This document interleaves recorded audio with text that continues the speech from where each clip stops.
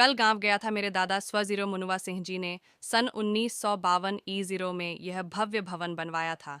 इसे अयोध्या से आए दो कारीगरों पन्नू और छोटानी ने बिना किसी सांचे के हाथों से बनाया और लगभग 3 साल में बनकर तैयार हुआ।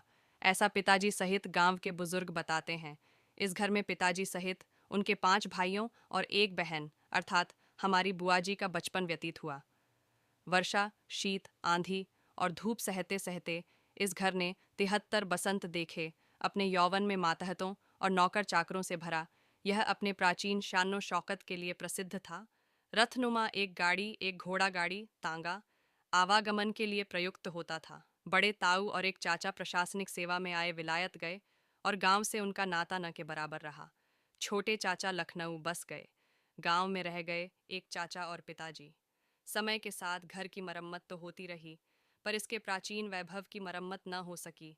आज पूरे परिवार में सबके पास दिल्ली, लखनऊ और बाराबंकी में शानदार सुविधाजनक घर, कई कई लग्जरी कारें हैं, पर वह घोड़ा गाड़ी, रथ वाहन जिसे अद्धा कहा जाता था, के टूटे हुए लकड़ी के टुकड़े, पुराने शीशम के फर्नीचर और दादाजी की आराम कुर्सी हमें मुंह चिढ़ाते हैं। मेरी भावना का प्रतीक यह गीत सुनिए। दूर आंखों से ख्वाबों के मंजर हुए, घर बनाने में हम घर से बेघर हुए। चल न सकते थे, जो गुनगुनी धूप में दौड़ते हैं, वही अब भरी दोपहर आग चूल्हे की ऐसी बुझी, गांव की पेट की आग लेकर के आई शहर। चढ़ रहे हैं तरक्की की सब चोटियां बन रही हैं, नई से नई कोठियां।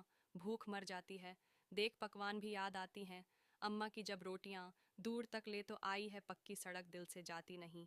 घर की कच्ची डगर, आग चूल्हे की ऐसी बुझी, गांव की पेट की आग लेकर के आई शहर। चींटियों का पतंगों का परिवार था, एक घर में कई घर का घर बार था। घोंसले पंछियों के घरौंदे थे कुछ, जिस रियासत का कल मैं जमींदार था। फूल भंवरे कली भोर मदमस्त थी, सांझ पुरवा जगाती थी मन में लहर। आग चूल्हे की ऐसी बुझी, गांव की पेट की आग लेकर के आई शहर। आज बरसा है बादल भी परदेश में, चांद निकला ही होगा मेरे देश में।